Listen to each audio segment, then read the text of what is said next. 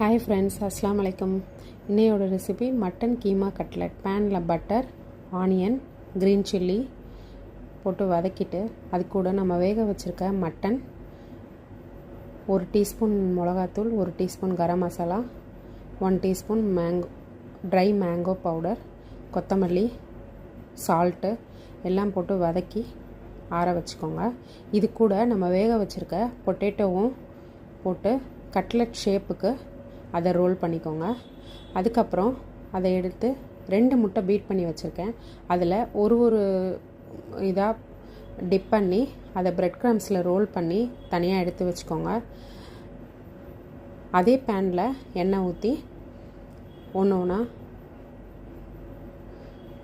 அதை எண்ணெயில் பொரித்து எடுத்துட்டா மட்டன் கட்லட், சூப்பரான மட்டன் கட்லட் ரெடி. பிடிச்சிருந்தா லைக் பண்ணுங்கள், ஷேர் பண்ணுங்கள், கமெண்ட் பண்ணுங்கள், சப்ஸ்கிரைப் பண்ண மறந்துடாதீங்க.